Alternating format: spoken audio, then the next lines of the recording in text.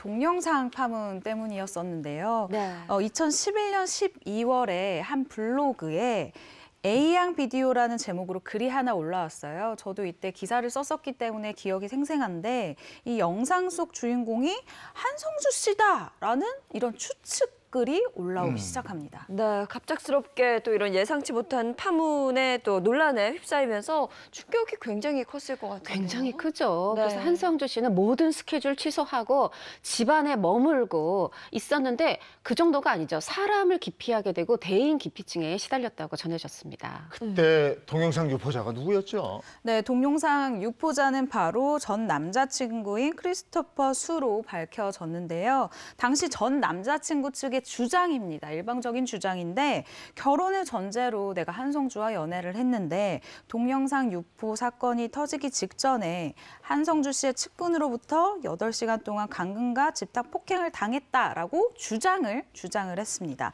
뿐만 아니라 한성주 씨와 가족이 한성주 씨와 연애를 했다라는 사실에 대해서 절대 말하지 말아라. 발설하지 말 것을 강요했다라고 주장을 하면서요.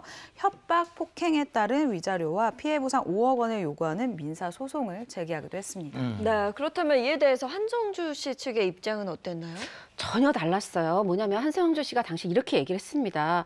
아니 오히려 내가 피해자다. 결혼을 전제로 사귀었던 것도 맞고 양가 부모한테 인사드릴 정도로 가까웠던 것도 맞다. 근데 두 사람이 결별을 했다는 거죠. 근데 이 결별 후에 이 전 남자친구가 집에 찾아와서 협박하고 굉장히 좀 이제 두려운 분위기로 만들었다는 거야. 그래서 가족들이 도와줬을 뿐이다. 나는 피해자다. 이렇게 얘기를 했고 한성주 나와 관련된 동영상이라고 주장하는 그 동영상을 유포한 거, 또 허위 사실을 유포한 거, 이 부분에 대해서 명예훼손으로 소송 하겠다 하고 실제로 고소를 했습니다. 네.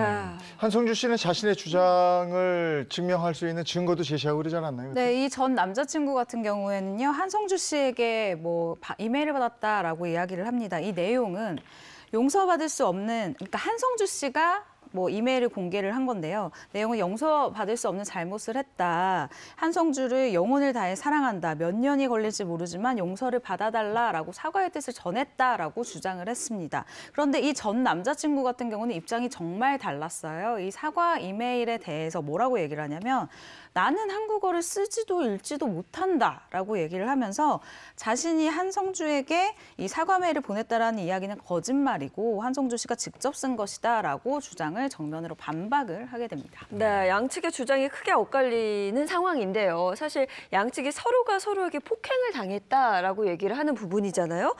그 가운데 법적 공방은 어떻게 됐나요? 법원은 일단 한성주 씨의 손을 들어줬어요. 네. 뭐냐면 한성주 씨가 이 전 남자친구의 손해배상에서 승소를 하게 되는데 이것에 대해서 재판부가 2012년 당시 그 이유에 대해서 이렇게 얘기합니다. 이 전 남자친구가 주장하는 이 전 남자친구도 본인도 막 협박, 감금 당했다 이렇게 얘기를 하지 않았습니까? 그 부분이 이 청구를 기각한 이유에 대해서 그 남자친구의 주장, 그것을 근거로 하기 때문에 신빙성이 낮다라고 이 판결 이유를 밝혔습니다. 네, 그리고 이 양측이 맞고소를 했었어요. 근데 이 맞고소 건에 대해서는 기소중지 처분이 내려졌는데요. 당시 전 남자친구가 검찰의 출석 요구에 불응하는 등 이 모습을 한 번도 나타내지 않았기 때문입니다. 네, 그런데 이 사건이 미국 법원까지 갔다면서요. 그렇죠. 사실 저는 같은 여자로서 너무 안타깝다라는 얘기를 하고 싶은데요. 이 한성주 씨가 미국 캘리포니아 법원에 폭행 상해 혐의로 민사소송을 제기를 했는데 증거 불충분으로 사건이 기각이 됐다고 합니다. 한성주 씨는 지금 어떻게 지내고 있습니까? 네, 한성주 씨 같은 경우는요, 이 동영상 파문 이후에 연예계 활동을 중단을 했습니다. 이후에 원예 치료학을 전공을 해서 더욱 깊게 공부를 해서 박사학위까지 땄다고 해요. 그래서 S대 병원에서 원예 치료사 연구원으로 재직 중인 상황이고요. 갑작스럽게 이 원예 치료사 전문가로 갑자기 일을 바꾼 게 아니라 10년 전부터 아주 꾸준하게 공부를 해왔고 이쪽에서 인정을 받고 있는 상황이라고 합니다.